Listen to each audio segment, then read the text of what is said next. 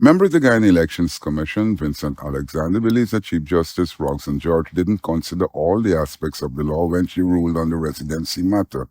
Chief scrutineer of the People's National Congress Reform, Carol Joseph, had moved to the court for a ruling. So somebody who does not live in a constituency merely give an address and be allowed to vote in that constituency.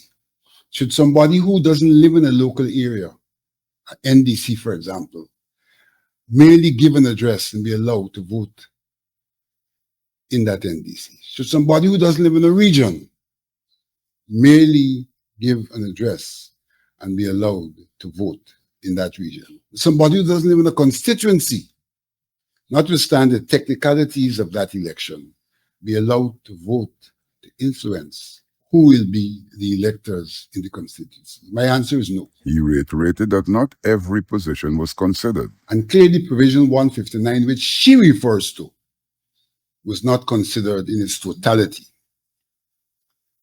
But there are other provisions which may not have been referred to in the case that were not taken into consideration. The Chief Justice was quoted that the electoral laws are all over the place.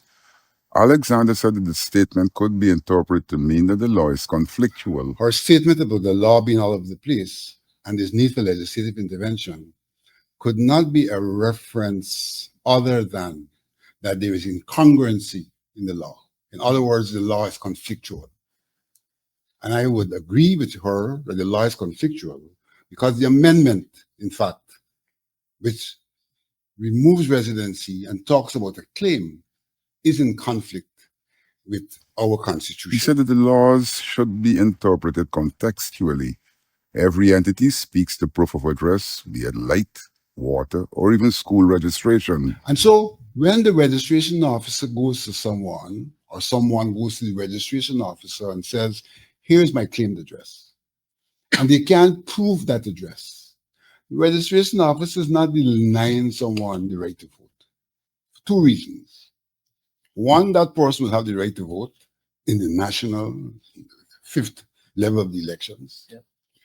But what the registration officer is essentially doing is saying, look, in order to exercise your right, it has to be in the place where you belong. People have the right to vote, but rights are never absolute, says Alexander. If someone is registered and allowed to vote where he or she does not belong and influences the outcome of those elections, that person is in fact negatively impacting the exercise of the right of the person who lives there.